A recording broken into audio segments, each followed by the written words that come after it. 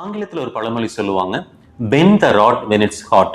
அதாவது ஒரு சூடா இருக்கிற கம்பியை நம்ம சௌரியத்துக்கு ஃபிளெக்சிபிளா எப்படி வேணா வளைச்சுக்க முடியும்.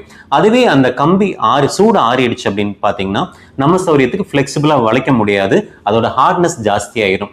இதை எதுக்கு உதாரணம் சொல்றேன் அப்படின்னு கேட்டீங்கன்னா, அது குறிப்பா ஹெச்ஆர் டிபார்ட்மெண்ட்டுக்கு இது கன்வே பண்ணக்கூடிய மெசேஜ் என்னன்னா, புதுசா ஒரு நபர் ஒரு நிறுவனத்துல நம்ம கம்பெனில ஜாயின் பண்ணும்போது பாத்தீங்கன்னா அவர் வேலை தேடி அலைஞ்சு சரியான வேலை கிடைச்சா நான் வாழ்க்கையில ஜெயிச்சிட முடியும் நம்பிக்கையோடு உள்ள ஒருவர், நிறைய ப்ரூவ் பண்ணும், நிறைய சாதிக்கணும், அடுத்தடுத்த படிநிலை வளரணும் அப்படிங்கிற முழு உத்வேகத்தோட அந்த கம்பெனில ஜாயின் பண்ணியிருப்பார்.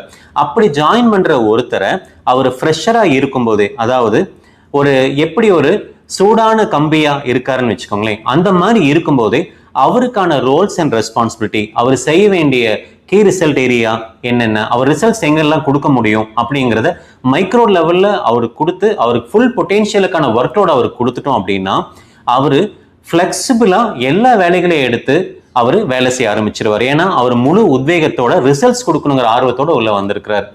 ஆனா உள்ள வந்ததுக்கு அப்புறம் இந்த மாதிரி ப்ராப்பரா ரோல்ஸ் அண்ட் ரெஸ்பான்சிபிலிட்டிஸ் கொடுக்காம, கீ ரிசல்ட் ஏரியா எதுன்னு சொல்லாம, கீ பர்ஃபார்மன்ஸ் இண்டிகேட்டர் செட் பண்ணாம ஒரு புதிய நபர் வந்தன அவரை நீங்க லெத்தாஜிக்கா கொஞ்ச நாள் விட்டுட்டீங்கன்னா ஒரு கம்பி ஆறுனதுக்கு அப்புறம் எப்படி வளைக்க முடியாதோ அதே போல அந்த கம்பெனியோட பழைய மைண்ட் செட்டுக்கு அப்படியே இந்த ஜோதியில் ஐக்கியமாயிர மாதிரி அவரும் ஐக்கியமாயிருவார். அதுக்கப்புறம் பாத்தீங்கன்னா ஒரு ஹெச்ஆர் மேனேஜர் நினைச்சாலோ ஒரு டாப் மேனேஜ்மெண்ட் நினைச்சாலோ அந்த மறுபடியும் அந்த கல்ச்சருக்குள்ள அவர் கொண்டு வர்றது மிகப்பெரிய ஒரு சவாலா இருக்கும்.